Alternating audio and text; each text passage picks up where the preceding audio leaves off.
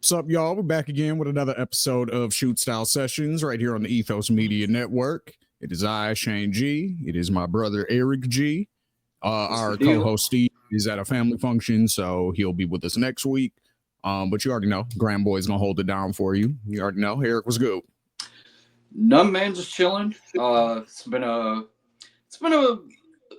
kind of an uneventful but eventful week for wrestling at the same time. Like, there's a lot of stuff that's brewing up, like especially with WrestleMania right around the corner. But also, we're also in that like stage where it's kind of the like slow point right before they start like really ramping it up. Like, we have all of our matches pretty much set for the card now, but like I felt like TV was kind of, it was just there this week. Like, there was some interesting stuff that happened, but for the most part, it was just there.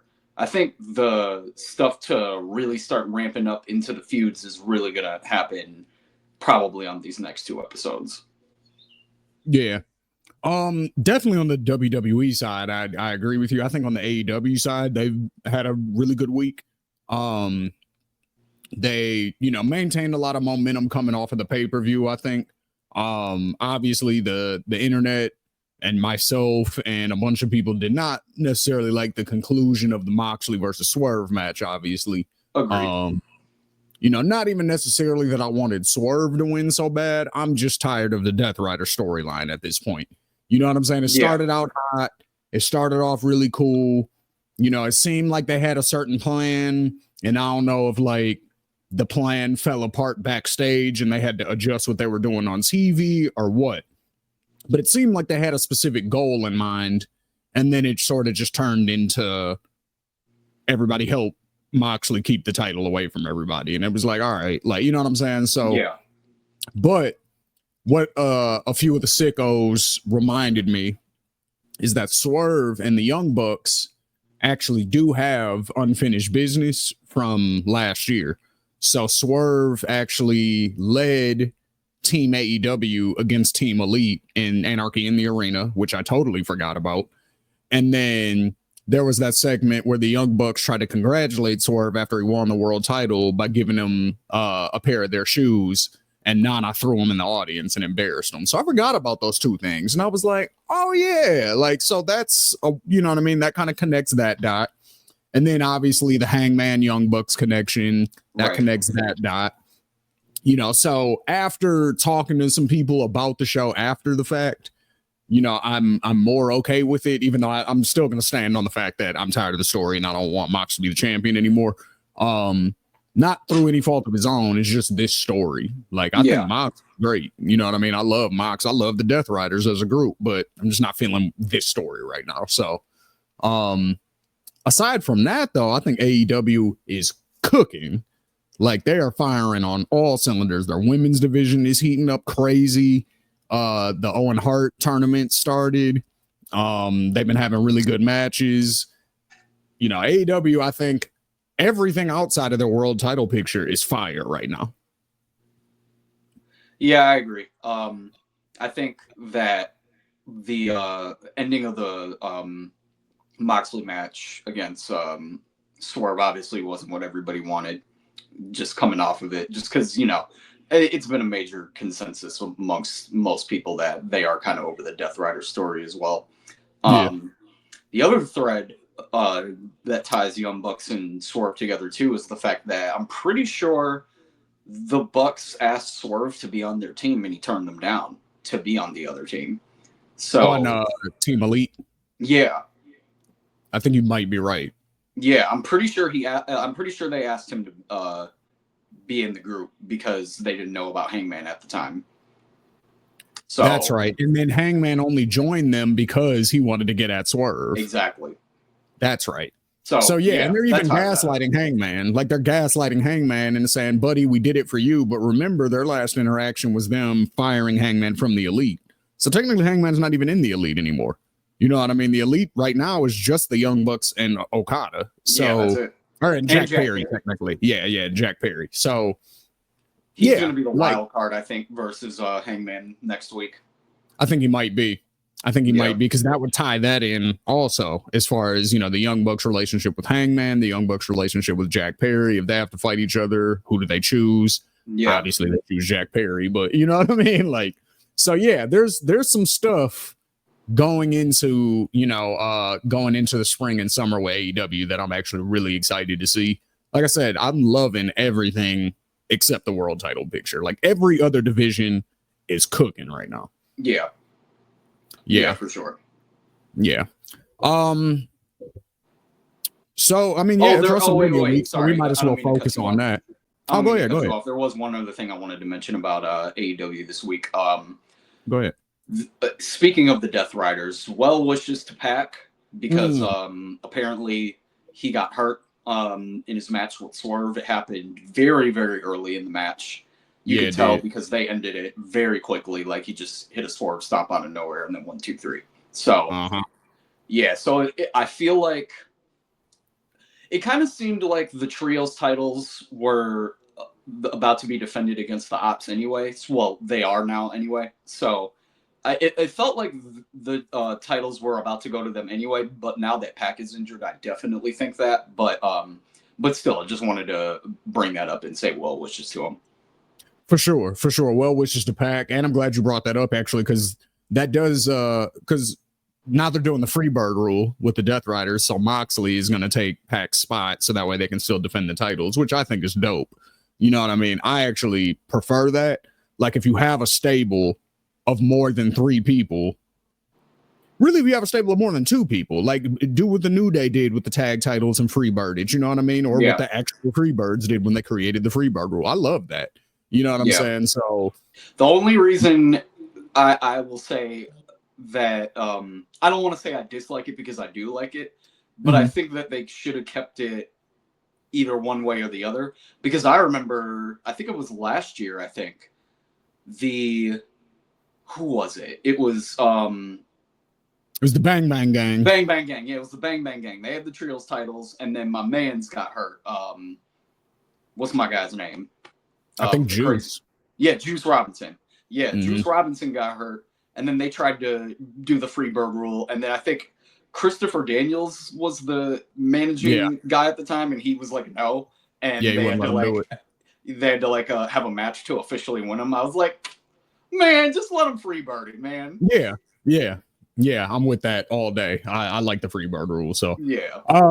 Speaking of injuries, though, the injury bug has been hitting a lot lately. So you mentioned Pac. We got Jay White. He's out with a hand injury. He's probably not going to be out too long, but he is out. We got Kevin Owens, of course, who's got neck surgery. So he's out until possibly next year, which really sucks. Yeah, he might even miss Mania next year. Yeah, that's why I say, maybe till next year, because that's a long time, for recovery. So it must be like a pretty serious thing, whatever it is. I know neck stuff is always complicated anyway, but that that makes me sad. Yeah, just because KO, Drew, there's certain guys in WWE right now whose character work is so good that it's like, even if I'm bored of the rest of the show, if I get to see them, I'm happy. Like, all right, I got to see that KO segment, though, or I got to see that Drew segment. So, like, even with Drew with the eye thing, when it was like sketchy for a second, if he was going to be able to do it or not, it was like, damn, man, like all the best people are getting injured. Right. You know what I'm saying? And they're, hopefully, like I said, they're able to make quick recoveries and they can come back and everything's all good. But, definitely want to send well wishes to those gentlemen as well. Because there's a lot going on, man. A lot of y'all are getting hurt. Be safe. Yeah. So I got a question. What's up? So based on what we saw on SmackDown this week, do you think that it is going to end up being Randy versus Solo now at Mania? Yeah, I don't. Probably. Yeah. Probably, just because I think they want to get Solo on the card just because of all the work he put in last year. And, he deserves that. And they want to have Randy on the card because he's Randy. And neither of them have anything to do. So I think they just kind of threw some shit together to make it, you know what I mean? But nobody's going to be excited for that match. It's probably going to be a pretty quick match. maybe 6-7 minutes. You know what I mean? They're not going to go for a long time because that nobody cares about that match realistically. Like, yeah, and that's no shot to Randy or Solo. You know what I mean? Like, Randy's dope, Solo's dope. I really like Solo, actually. I think he's really came into his own over the last year. Yeah, but I agree with you. With that being said, it's like nobody cares about this match. You know what I'm saying? Yeah. Like, this is a nothing match. Like, this could be on SmackDown. It's a damage control match. Yeah, it's a match. Make sure that they're on the card. That's what it is. Sure. Yeah, so I don't care about that. But we can get into the actual card, though. Do you have it up, or do you want me to pull it up? No, you can pull it up. You want me to pull it up? All right. All right, give me 1 second. I can pull it up too, actually. Hold on. WrestleMania 31 card. Yahoo Sports. Let's go. See. Shout out to Yahoo Sports. So on night 1, we have Jade Cargill versus Naomi. Who you got? Hold on, I'm pulling it up too. Okay. You said Naomi versus Jade Cargill night 1? Yeah. I think I'm gonna go Jade Cargill. Okay. Why? It'll be her first singles debut match on a Mania card, so I think they're going to want to showcase her in a strong way. And I think it will further the story of whatever's going to happen with really her, Naomi, and Bianca pertaining to what happens with their match on Mania. For her match for the title. So I think Jade is going to win. I think it's going to be a close match. I think it'll be a nice back and forth, but I do see Jade taking the dub. Yeah, most likely. That's probably the case. Do you like this match? Do you think this is going to be a good match? Do you like the build? Do you like the story? All that stuff going into it? Oh yeah, I mean we've had a few conversations on here, just about how much Naomi has really came into her character with this heel turn. It kind of feels like she's going the Drew McIntyre KO route, like where they're justified heel. Yeah, justifiable heel. So I really like the work that she's doing there. And then Jade has kind of always been good on the mic, so I like that they're giving her more time to flesh that out. And then as far as the quality of the match, it's remained to be seen because we haven't seen Jade in the ring in quite some time. But I think if she's shown improvement, I think it'll be just fine. Yeah, and we know Naomi's a worker, so if Naomi can most likely pull a good match out of her. So yeah, I think that is going to be probably one of the better matches as far as singles matches, because there's not really a lot of singles matches. It's mostly multi-man. So right. But yeah, I think I agree. I think I got Jade going in. Yep. Next match is Rey Mysterio versus El Grande Americano. This is gonna be a fun one. I got Rey Mysterio. I got Rey because for a few reasons. I think that this feud isn't going to be a one and done. I think that they will stretch this out past Mania, and possibly we do lead to a mask versus mask match where El Grande eventually has to unmask, and we all find out the greatest secret not told to anybody. But I think I got Rey on this one just because Rey never loses it on big Mania matches, it seems. So he just seems like a safe bet. And this is another one where I do think it is to get them both on the card, but the story is very simple and the match is going to be really fun. Yeah, it'll be a good match for sure, especially if it's Gable under the mask, because I'm still going to maintain the theory that I think Rey is going to attempt to unmask El Grande during the match, or maybe after the match. Maybe he wins and then tries to unmask him afterwards, in which case it's not Chad Gable. I don't know how they're going to pull that off, because Chad Gable has like a very specific body type, and like you know what I'm saying? Like, yeah, you can look I know at what you mean. Gable from the neck down and see that that's Chad Gable. Like, so it's going to be hard to get somebody who's like kind of shaped like him, or that is like has a similar physique as him. You know what I'm saying? So that might be an issue. But I'm still throwing out the theory, you know, Josh Alexander. I don't know if he signed anybody yet. And, you know, he's a free agent from TNA. So TNA to WWE, that relationship obviously would be a lot easier probably to navigate. So I could see a Josh Alexander doing it because he's probably the most similarly skilled as far as Chad Gable, like the style of wrestling. So you could kind of pull that off. Yeah. And then we haven't seen him in a while. So if he's gained some weight, like if he's built some muscle since he left TNA, excuse me, it could work. Yeah. So now another theory I heard, which is super interesting, is that it's Rusev. Under the mask? Obviously not now. Like on TV now, it's been Chad Gable the whole time. But I mean, at Mania, like if that same story plays out, he's going to unmask and it's going to be Rusev instead. That would be interesting. So I don't know. That would be interesting, but I think it's going to be something like that, though. I think they're going to pull it off. Everyone's going to expect it to obviously be Gable, and it's not going to be Gable, which furthers the story, as you said. It continues on, you know, because Ray's not going to believe, like, no, bitch, this has been Chad Gable the whole time. This isn't who we've been. You know what I'm saying? And then it's going to keep it going, and then maybe you get to that mask versus mask. If they do that, I could see them doing it to a way where it's still Chad that's doing the match against Ray, and then Ray still wins, and then like they like switch them out somehow at the end to where like nobody notices. He does like you could have like Rusev like being under the ring or something, or there you go. Whatever the case may be. I could see that.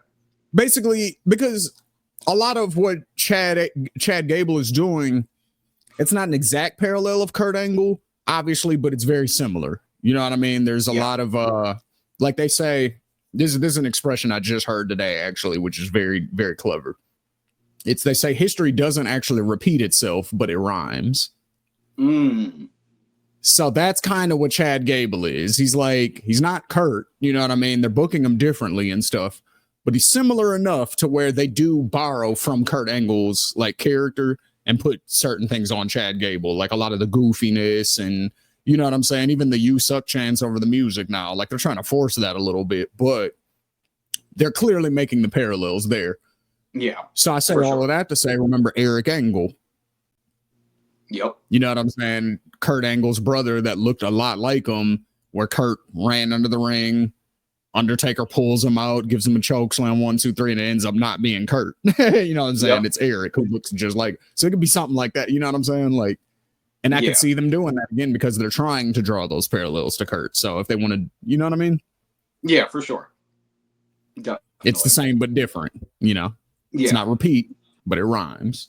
So next match for the United States Championship, we have Lawrence Anthony Knight versus Jacob Fatu. Who you got and why? Love LA Knight to death. I think they gave him back this championship because the Shinsuke run just didn't work out. And that's no fault to Shinsuke or anything, but you know, it just didn't work out. So I'm glad they gave LA Knight back the belt. But I also think they gave him back the belt so that a big win can happen at Mania. And I am predicting Jacob Fatu to win this. It's, I mean, what is there to even really say? I mean, it's Jacob Fatu. Like, the guy is a freaking monster out there. And, I mean, the other part of it is the story that they're telling is that, like, he feels like he's kind of about to take over what is the Bloodline 2.0 currently still. So especially with the story that they're telling with him and Solo at the same time. So I can definitely see Jacob winning and then him being like more power hungry and wanting to like really take control of the family. Maybe that's when we see some of the other Bloodline members that have yet to appear on TV start to come in. Like maybe that starts to happen. So, you know, I could see that happening in the future. But as far as the match goes, I think Jacob's just going to go nuts and just showcase why he's a dog out there. And And I think LA Knight will get some good hope spots in, but ultimately at the end of the day, it's gonna be a pretty dominant match by Jacob, I think. Yeah, I don't really have much to add to that. So, tag team championship, War Raiders versus New Day. I think this one's a little bit tougher to call. I would say yes, because this story has been a little rushed. But if I were to make a call right now, I would still say New Day is going to win. You think New Day's got it? Yeah, I think New Day's going to win. I think, especially with the heel turn, I think you want to make a capitalization off that, since they haven't really done too much ever since the big turn on Big E. So I think a big win will kind of help re-cement them as the top people in the tag division on Raw, and then they can kind of like Triple H can kind of build the tag division around the New Day from there going forward after Mania. So yeah, I think I think I got New Day on this. Okay. Yeah, I don't know. Only because it seems like War Raiders haven't really had too much to do during their reign. Like, they've had a few matches, but they're not even like on TV every week. It doesn't seem like, you know what I mean? So I don't know if they've had a chance to necessarily even have a proper run. So I don't know if they end it now already, or if they do it, or if they treat it like Shinsuke and they're like, oh yeah, this didn't work out, so let's put them on somebody else. And it's like, yeah, but you didn't really give them a chance to even make it work. You know what I mean? Like, what are they supposed to do when you put the belt on them and then don't book them? Like, you know what I'm saying? Like, so I don't know. You're probably right though, just because probably from a story perspective that makes more sense. Yeah. So yeah. All right. So night one actually has like all of the one-on-one matches for the most part. Yeah. So the next match is Tiffany Stratton versus Charlotte Flair. Oh boy. This one was really tough for me to call up until maybe like this past two SmackDowns with the crazy promo segments and everything like that. Yeah. I originally was going to say that Charlotte's going to win, but I think that Tiffany's going to retain. I think they might end up cutting this feud a little shorter, because I originally thought that this was going to possibly go into the summer. Mm-hmm. But I think based off everything going on backstage, if all those rumors are true or whatever, I think they're probably just going to cut this one short and Tiffany's just going to retain, and then Charlotte can move on to something else. Yeah, Tiffany too. I think probably Charlotte was going to win at first, because initially I think the plan was for her to be the babyface and for Tiffany to be the heel. So if that's the case, yeah, you have Charlotte win. You know, she wins number 16, I think, at that point. So she would tie her dad and Cena. So, you know, and then again, Triple H likes to break records and all that kind of stuff. So, or, you know, make history and shit like that with his numbers. So that would make sense. But I think the dynamic has changed so drastically to where Tiffany is clearly the babyface and everyone hates Charlotte. Like, if you have Charlotte win, it's just to piss off the crowd at this point. Like, you're purposely trying to anger the crowd if you have Charlotte win at this point. For sure. It's universal. Like, the fans do not like her. You know what I'm saying? Like, now I think some of them take it too far, and some of the fans don't like Ashley, and I'm like, that's fucked up. You don't know Ashley. You know what I'm saying? You only know Charlotte. Like, not liking Charlotte is appropriate. That's a brand. That's a character. That's a, you know what I'm saying? Yeah. But like, you know, when you attack her as a human, you know, I don't like that shit. So it's like, yeah. But with all that being said, it still shows something though. Like, it still shows how the people feel about this person, regardless of how they're expressing it or not, whether it's cool or not. Like, they're still showing you how they feel. So it's like, you have to take that into consideration. Like I said, Now, if your intention is to piss the crowd off, then sure, have Charlotte win. But right, nobody wants to see that. So, I think for those reasons, Tiffany retains also. And that's just a good way to make a new star. Have her beat somebody established and then move on. They don't got to feud forever. Yeah, I agree. Okay, we got the World Heavyweight Championship, Gunther versus Jey Uso. I got Jey winning. Yep. I've had Jey winning since he won the Rumble and since we kind of knew he was going to pick Gunther. I especially think after the angle with Jimmy, I think that the story is really picked up. Yeah. And I even back then I kind of said that if Jey lost at Mania, it would kind of be this is one of those things where wins and losses in wrestling do matter, because that wouldn't be a good look if he loses time number 3. You know what I mean? So yeah, in this instance, I think the story that just makes the most sense on paper is for Jey to go over. Mm-hmm. Yep. Ooh, excuse me. And he's super popular. Yep. People love him. He gets huge reactions in the audience. Yep. That's what you want in a champion. You want somebody that the people really connect with and the people are excited to see. You know what I'm saying? And then if you're trying to balance it between adults and kids also, you have your champion that you can have on daytime TV who's going to go and do the sit down, Good Morning America interviews and stuff like that. That's Cody. That's his role. But you need a nigga that can go on the Breakfast Club and go clown. And you need a nigga that can go on Nickelodeon and, get the slime dumped on him and just be acting silly and having fun and yeeting with the crowd. Like, you need a nigga like that, too, for the kids. And that's Jey Uso all day. 100%. You know what I'm saying? So just from a business marketing perspective, on that front, it makes all the sense in the world to have Jey Uso. Yeah. Because of Gunther's reign, because of who he is, I feel like it definitely it elevates Jey. Yeah. You know what I mean? It doesn't lower the title value of like, oh, you're putting the title on a mid-carder. It actually elevates Jey to the main event scene, like properly. Like, so yeah, I think yep, same prediction. And then the main event of night 1, Seth Rollins versus Roman Reigns versus CM Punk. Who you got and why? They've done a really good job with the story, and I really think that either one of these guys can win it, and it would make sense. I think I still have Punk winning as of right now.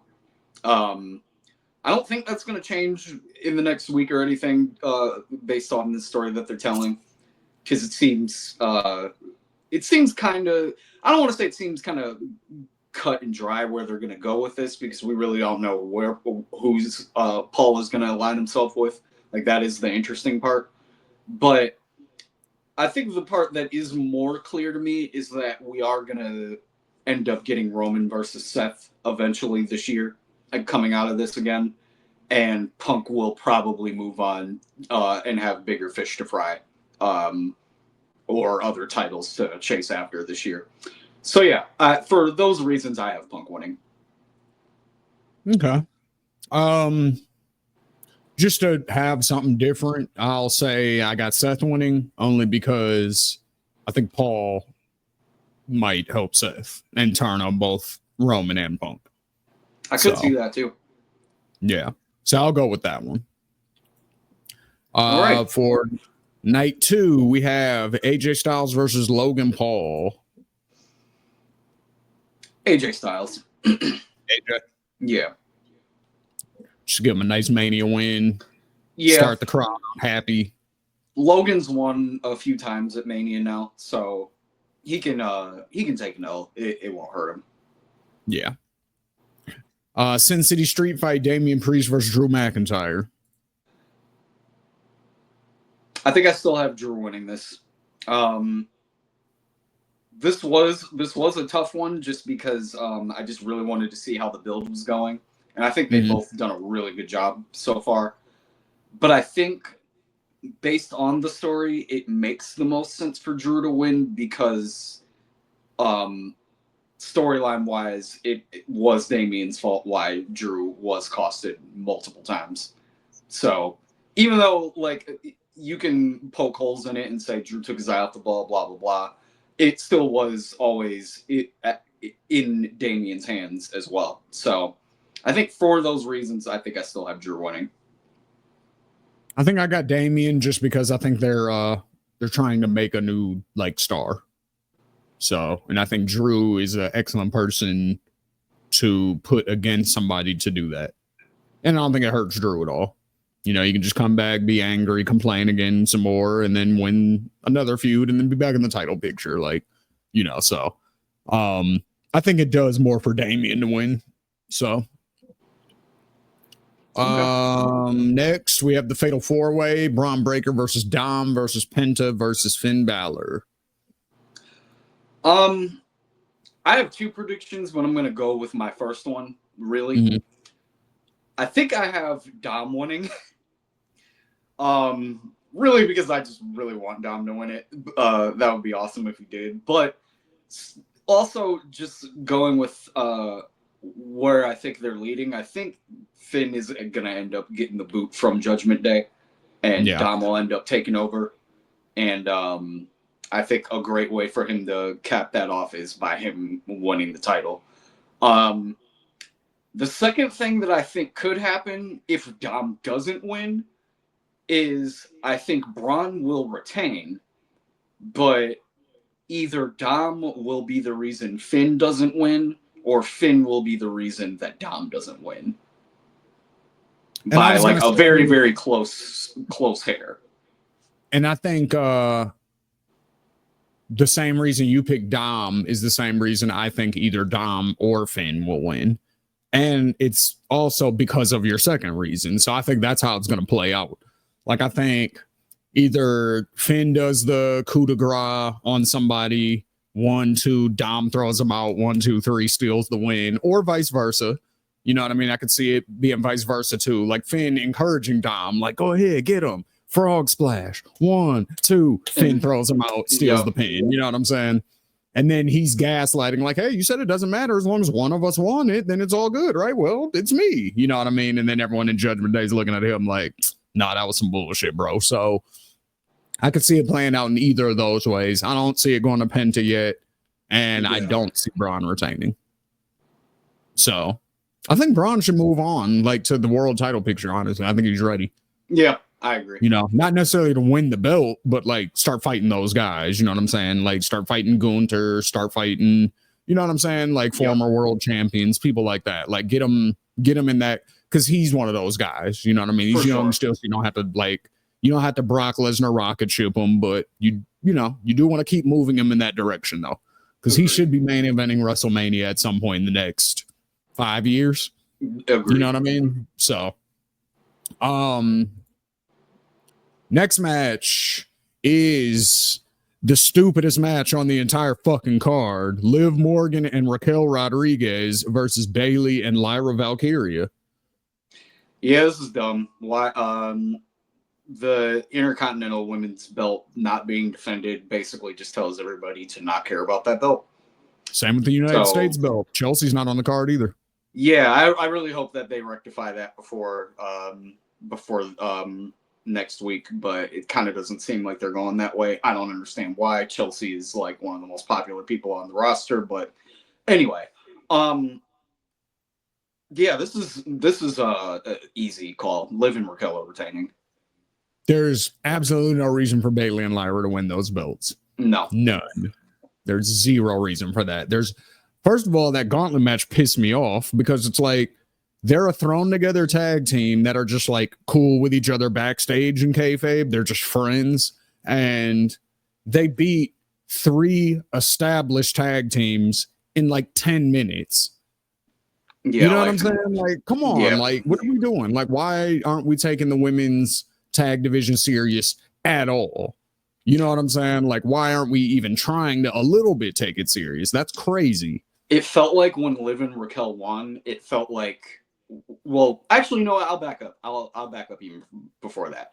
It felt like when Bianca and Jade had it, and then Bianca and Naomi, it felt like the belts were revitalizing themselves a little bit. And then when Raquel and Liv beat Bianca and Naomi, I felt like, okay, we're really getting moving in the right direction. Like, we feel like we have a focus. There's stories going on around the women's tag team division now. I was like, okay, this is what I like to see.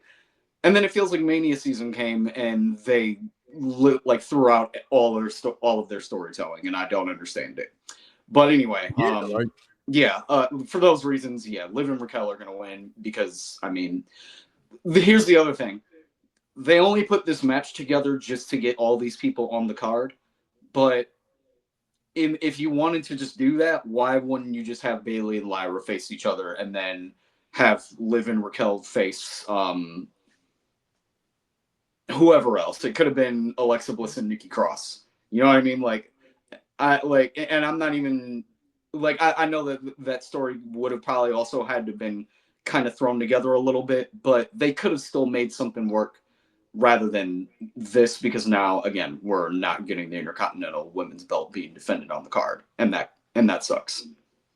Or the United States belt. I want to continue to emphasize that neither women's mid-card belt is being defended. I just want to, like, it's not just it's egregious in the fact that they have the women's champion wrestling in a match for another title and not defending her belt, but the other person, they could have got away with that maybe if Chelsea was on the card. Then it's like, okay, well, both champions were on the show at least. Right. But no, they're not even doing that. Like, so, yeah. It's kind of ridiculous. The Street Profits are not on the card. Their tag team titles are not being defended at Mania. They're going to be on SmackDown before. So it's like, you know, there's... And it's like, I get that you can't fit everybody on the card because that would just make both nights super, super long. So I do understand it. But your champion should be on the card. Yeah, I agree. The only other thing I'll say about that match is that there is people that are saying that Bayley would turn heel on Lyra if they lost. I don't want to see that either. Yeah, I don't. I like a heel Bayley right now. It's just like, I know she, like, her face turn was maybe 2 years ago or something like that. So I know it wasn't like super recent, but I just don't think it's time to turn her heel either. Yeah, I don't know. I'm just you know what I mean? I just want them to put some focus on those mid card titles. Like, make them mean something. You know what I mean? You brought them in. Treat them like something. That's all I want to see. Yeah, I agree. Women's WWE Women's Championship. Io Sky, Rhea Ripley, Bianca Belair. Oh, I'm sorry, for the Women's World Championship. My apologies. Yeah. I think I have Io Sky retaining. Yeah, I was thinking that too, just because that would make the most sense story-wise for this, because she's been so downplayed. Yeah. That for her to be the winner makes sense. You know, you guys took your eyes off the ball and, you know, should have took me more serious. You know, that's very simple, straightforward way of storytelling, which would make sense. Yep. Thing that scares me about that, though, is Bianca still hasn't lost her WrestleMania. And again, Triple H is a freak guy. So there is a way they can, I don't want to say get out of it, but they can get out of it in a way if Bianca doesn't take the pin. I mean, yeah, but she still loses the match, though. It's still all on her record at the end of the day. Like, Taker never even did, like, that never even happened. Like, he got the W every match. So that's yeah, but also Taker never did any triple threat or multi-man matches at Mania either. Unless I'm incorrect, and maybe he did like one tag match. Yeah, he did a tag match, and it ended up being a handicap match. But yeah, okay. So I guess you can count the only controversial win on his record is against Giant Gonzalez, because Giant Gonzalez disqualified himself by using chloroform on the Undertaker and putting him to sleep with a chloroform rag, which happened in wrestling. That's a thing that happened. But yeah.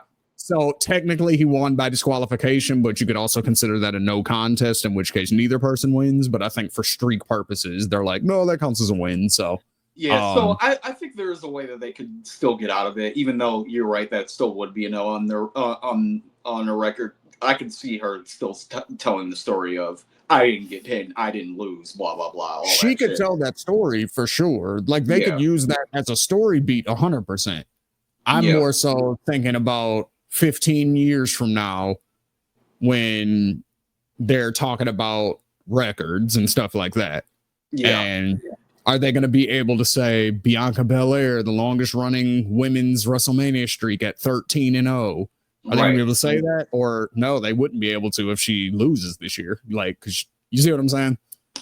And I know Triple H thinks about that kind of stuff. So that's the only reason I'm incorporating that into my decision. I wish I didn't have to, but you know what I'm saying? Like, I agree with you. I'll ask you now that we're a week away.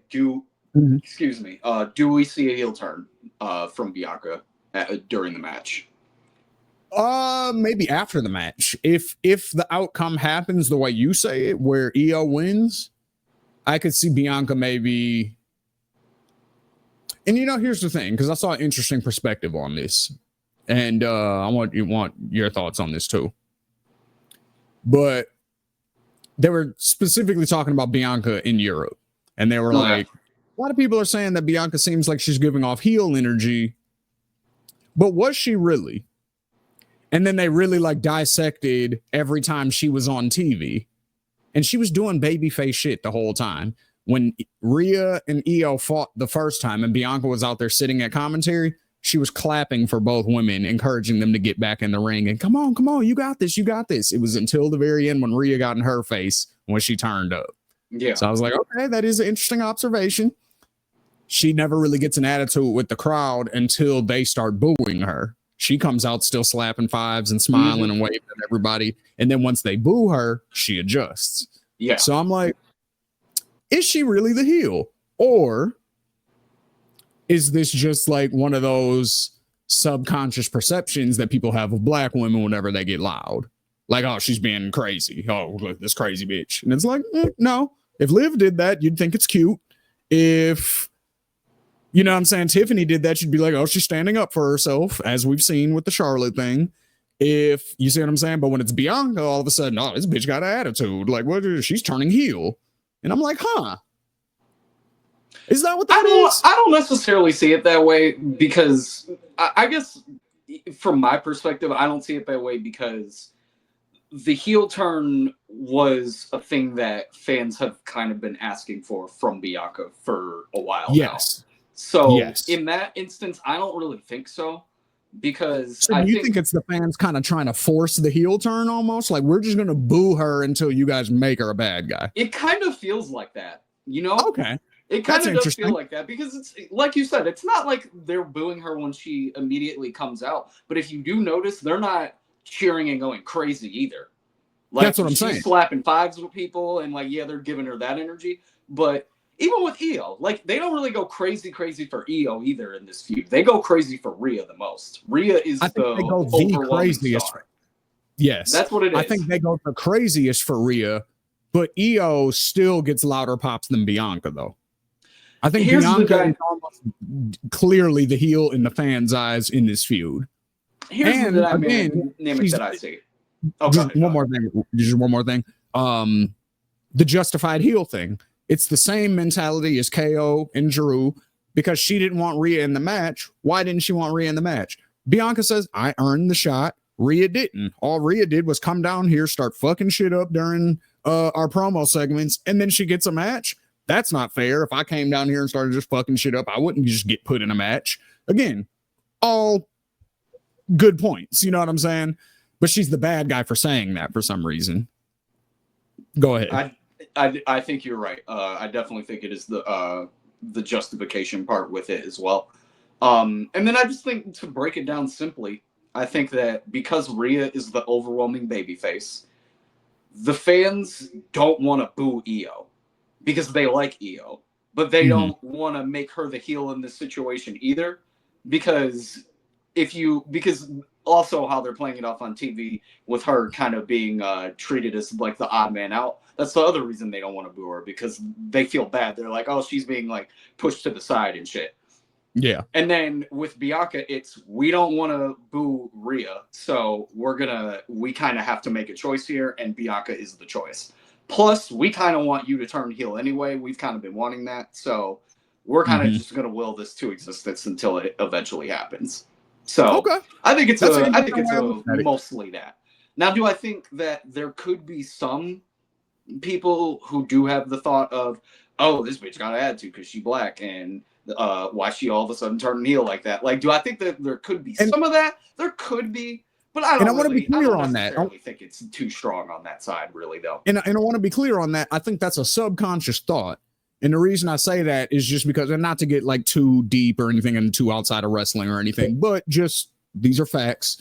There are studies that show how black people are perceived. Basically, we're perceived as more violent. We're perceived as bigger a lot of times than we actually are. We're perceived as older than we are a lot of times. Like, especially like if you're like a 10 or 11-year-old, you're perceived as like 14 or 15 a lot of times.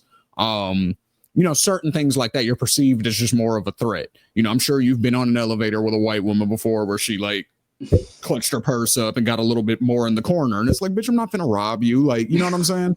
Like, yeah, but that's things that happen, right? So I think it's a subconscious thing. I don't even necessarily think people are consciously saying this black bitch is angry, right, blah, blah, blah. It's just they see a black woman getting loud and possibly having a little bit more attitude than she normally does. And that instantly in their mind, without them even realizing it, makes them feel like she's the bad guy. Yeah. When in reality, if you just look at the action she's taken, nothing heel worthy. Yeah. But so again, that's all. I think it's an interesting observation, but I actually think the way you framed it, I would much prefer it to be that. And that's an interesting perspective because wrestling fans will shit into existence. For sure. So yeah. I'm gonna choose to look at it that way. Thank you, Eric. Yeah. And then finally, we have Cody Rhodes versus John Cena. Who you got and why? I'm gonna go to a quote that a guy that I watch on YouTube quite often. Shout out to Simon Miller. I'm gonna quote something that he said all the time. If you're gonna do a big heel turn and make a big splash, don't lose the big match. Mm-hmm. John Cena has to win. Yep. I'll go back to and I wasn't really watching around wrestling much during this time, so I wasn't there, so I can't speak to how it felt in the building, but I will go back to just the story and how I can still perceive it from the outside, having not seen it live. AJ Styles versus Shinsuke Nakamura. When Shinsuke did the big heel turn on him and he was supposed to end up winning the title afterwards. It never happened. And Shinsuke never really recovered from that moment ever since then. He's had good moments here and there in the company and stuff. Like, he's won championships and stuff. But he's never even gone back for the world title, I think, again, since that point. And if he has, I could be wrong on that. But, he just hasn't been figured into that picture ever since then. And I think that really, really hurt. I know it's not the exact same because the two different career points are in two totally different places, but I do think that the impact still matters, especially because this is the very first time we're getting a heel Cena in a big spot like this. And I think if you have him lose, I think that kind of undermines the story that you were really telling from the beginning. And that's the initial shock of John Cena turning heel in the beginning. And then what's going to happen when he actually does win, and what is Cody going to do after that? Like, there's way more story in my opinion, to tell if Cena wins than if Cody just retains. So in my opinion, I think, for those reasons alone, I think Cena kind of has to win. I mean, and not only that, but like, again, every title reign doesn't have to be a year. It's going to be, I don't know if it's going to be a year date to date, but it's going to be a year event to event. Cody won the belt last year at WrestleMania. We're approaching WrestleMania. He never lost the belt. It's fast here because it was early April. Right. I just don't mean, I don't know if it was on the 20th last year. If it was I don't know if it's going to be 365 days, but event to event, it's a year. So it's like, it's still 12 months regardless. Right. So, regardless of the weeks or whatever, it's still 12 months at the end of the day. So the thing is, like, every title reign doesn't have to be that. You know what I'm saying? Like, we just got done with the 4-year reign with Roman. All right, cool. Like, we get it. But then a whole year of Cody. Seth's world title reign went about 8-9 months, something like that, before he lost. Like, that shit was a long reign. You know what I'm saying? Like, then obviously you got Gunther with the Intercontinental Championship, had that bitch for 2 years almost. You know what I'm saying? 666 days. So that's a long ass reign. You know what I mean? Like, Austin Theory had that long ass United States title reign that everybody forgot about, but I didn't. He had that belt forever. You know what I'm saying? So, like, we don't got to keep doing that. You know what I'm saying? We don't have to keep doing that. Like, it doesn't have to be hot potatoed either from week to week. Like, you can have a 3-month reign. That's cool. You can have a 6-month reign. That's cool. You know what I'm saying? So it's like, again, just like going back to the Moxley story, I just want to see somebody else with the belt besides Cody for a little while. Cause it's like, I like Cody. I don't really have an issue with him. His matches are good. I don't mind his promos. You know what I'm saying? Like, I don't really have an issue with Cody at all. It's just that. Yeah, he hasn't even really gotten stale, really. Uh-huh. I said, I don't even really think he's gotten stale yet. No, I wouldn't even say that. Like, I'm not sick of the title reign. My issue is more so what I see from WWE is they're having a problem with creating new stars. Like, stars. You know what I'm saying? All of their stars, like, currently are people who have been in the game with WWE for either going on 10 years, or they came in and they were already super famous, you know what I'm saying? Or they were already somebody from another league, you know what I mean? Like Penta or Ray Phoenix, they already built their name and then came in. Stephanie Vaquer and Julia, same thing. They had their name before they came in. Whereas they're struggling to make a star out of Damian Priest, who they've had for a while now. You know what I mean? Like, Drew has been on the roster since before 2010. He left for a little while, but he came back, and he's, you see what I'm saying? Yeah. Cody, same thing. He's been in the game forever now. CM Punk going on 50. Randy Orton, I don't know if he's actually going on 50. He's mid 40s though. You know what I'm saying? Randy Orton, same deal. Kevin Owens and Sammy, they're a little bit on the younger side. Like, they're probably closer to 40, I would say, but they've been in the game forever. They both got 20 years of wrestling under their belt, and they were famous elsewhere before they came to WWE. Then you got Seth, who's been around forever. Roman, who's been around forever. You know what I'm saying? Rhea is really probably Bianca, yes, too, also. She's not really new anymore, I would not really say, though, because she's had a few WrestleManias, and same with Rhea. Excuse me, but it seems like Rhea really came into her own after Judgment Day. So it's almost like a Liv Morgan in that category. Yes, Liv too. But still, even with Liv's been around since like 2014, 2015. You see what I'm saying? Like, yeah. They don't have anybody that like Braun Breaker is probably the closest thing to a new star that they have created. Yeah. Jade came from AEW. You know what I'm saying? Like, we keep going. Like, everybody that's big in WWE has either been there forever or they came from somewhere else and were already hot.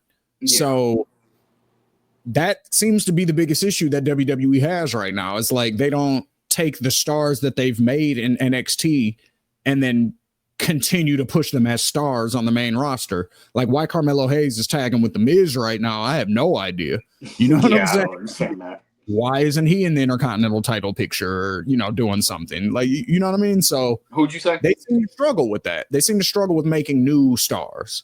So I say all of that to say that's the only reason I really want to see Cody lose, is because I know Cena's not going to hold the belt for a long time. Nah.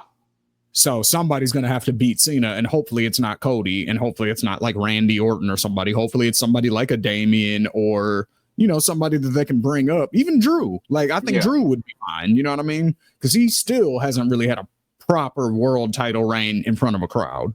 So even he would be good. But, I don't need it to be Punk. I don't need it to be Roman again. I don't need it to be Seth. I don't need it to be anybody that's already had 4 or 5 title reigns. You know what I mean? Like, let's get some new blood in there. Let's see what happens. You know what I mean? It's working on the women's side. Like, yes, EL's won a world title before, but she's not consistently in the world title picture. So her winning the belt, the crowd popped and we like her as champion. It's like, okay, try some new shit. Plus, people wanted her to win the Rumble anyway. So that was a nice surprise when she did win. Yeah. So, that's it. That's all. But, I'm still looking forward to the show. I think there is kind of a drop off in the excitement, but that's more so to do with the last 2 years being so huge and so monumental that you're going to have a natural drop. Even though I do also think there are some major flaws with the booking that could have, made the show probably more anticipated, I think. But I think ultimately when we get to WrestleMania, it's going to be a banger. WrestleMania always, for the most part. Yeah, I think the build that they had last year, well, really for the last 2 years, but especially last year, like, was almost like lightning in a bottle moment. Like, it's like you only get so many great builds like that every once in a while, and they just struck when the iron was hot. And also things just happened to work out like that when the Rock backlash happened and everything like that. So, I do think The Rock being around this time probably would have helped a little bit more with the anticipation level. But I also don't want to just say that The Rock needs to be around all the time for the anticipation level to be high. Because and that's what I'm saying. That's the problem with needing, having to go back and get The Rock, who was hot in the early 2000s as a wrestler. It's like, that's 20 years later, bro, and we're still relying on him. Like, I love The Rock too, but and it made sense with the story last year, but it's like, it does, if he doesn't need to be there this time, then it's like, don't force feed it. Exactly. So we'll see. Yep. But on this week's Ringing the Raps, it's not really rap. We're gonna focus on R&B this time, and that is going to be the vocal stylings of the lovely Samantha Irvin. So she actually just dropped a new single. It is called Shawty Wanna, and it's very, very classic R&B, very neo soul 90s, early 2000s, Jill Scott, Erykah Badu. She's in that bag for sure. And she put out a video for it. She was, teasing it on Instagram and everything, and she came out with a video for it, and it was dope. It's almost like a one shot through, her just, she wakes up in the morning, she's making coffee, and then she's just kind of singing at the camera, and then she's walking to the living room, and that's basically the whole video. And then she links up with her homegirls, they do a little dance routine in the living room, and then because she's extra talented, she has a flute solo at the end of the song, which I didn't know she played the flute. So she plays the flute, she sings, and she's one of the greatest ring announcers of all time. So shout out to Samantha Irvin, man, aka Samantha the Bomb. If you want to follow her on Instagram, it's Samantha the Bomb. If you want to follow the YouTube, it's Samantha the Bomb. I'm assuming that's the R&B name that she's going to be using, Samantha the Bomb. Until then, well, I don't even know if her last name's Irvin anymore, actually, because she married she just got married. Ricochet. Yeah, so shout out Ricochet and Samantha the Bomb for getting married. That was good to see as well, because Ricochet's my boy, killing the game over in AEW right now. So but yeah, man, did you get a chance to listen to it? I did. I listened to it when you were playing in the living room earlier, and yeah, I agree with you. Definitely has that old school R&B vibe. She announced quickly after she initially left WWE that this was something that she was gonna be starting to focus on, was the music side of her career, and I mean, we kind of saw little glimpses of it, whether it was her singing the national anthem sometimes at the at some of the WWE live events, or I actually did know about the flute thing because I had seen like a couple of videos on Instagram, like from before, of her playing the flute too. So yeah, if you have been keeping up with her, you definitely know how multi-talented she is, and I'm not surprised that she's getting herself into this bag. And I think it's a really good lane for her because I mean, again, go listen to the song. It sounds really, really good. It Yes. seems like she has a knack for like not only just like the actual song making ability, but the writing aspect too. So I think if she sticks to it, she can definitely carve herself out a little nice career for her. Because the other thing that isn't to be understated is cult followings, and that Yes. WWE fan base. If those fans stuck with her and will like her going throughout her career, then they'll dig into the music too whenever that is fully released. Like, who knows if a full album is coming or anything like that, but yeah, if the cult following is gonna really fuck with something, they'll fuck around and buy the album. So yeah, shout out to Samantha. Yeah. And then the cross promotion ability too, because she's not signed to WWE anymore. So, her friends from WWE will promote her stuff. You know what I'm saying? Like, I see people from AEW and WWE all over her posts. You know what I'm saying? Oh yeah.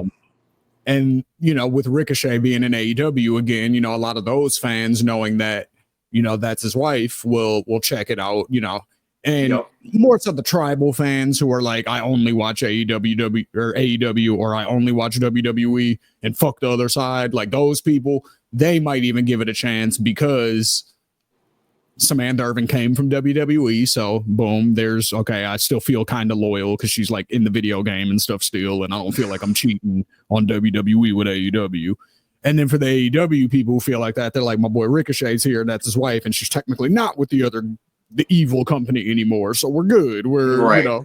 So the people who have to make those stupid ass justifications in their head, you can do it and you're fine. Just listen to the song. You're not trading on anybody. You're fine. So but no, man, I'm excited to see what she does in the future for sure, because this is a song like you could play this at like the family get together. You know what I'm saying? Like, when you got your aunties and your mom around and stuff like that, you could play this and they'll like it. You know what I'm saying? They'll probably ask you who it is. Like, I could see mom listening to this like in her car driving somewhere. You know what I mean? So. Oh yeah, absolutely. Yeah, man. Well, all right, man. That was what we got for the week.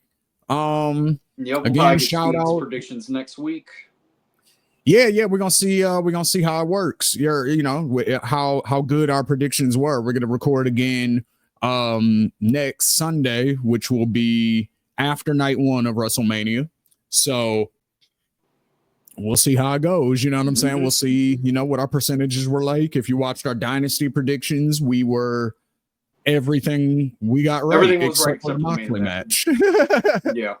We got every other prediction right. So that was cool. We even, I don't mean to toot our own horn, we got certain things so right down to the point of even how the match was going to play out and how even endings were going to happen. So the angle of it.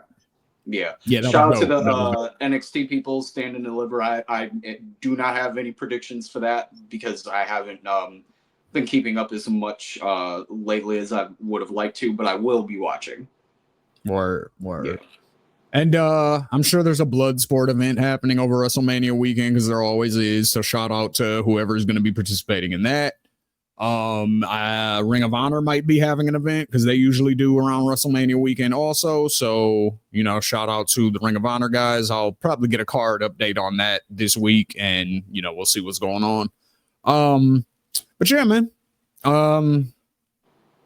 Yeah, I'm excited to see where the Owen goes. So far I think I got Jamie Hayter winning the women's Owen, and probably Hangman winning the men's. Probably. I think those are my predictions for right now. But we'll revisit this. Yeah, we will. For sure. All right, then. Until next time, y'all. Shane G, Eric G, Shoot Style Sessions. Catch you next time. Like, share, subscribe, follow, all that good shit.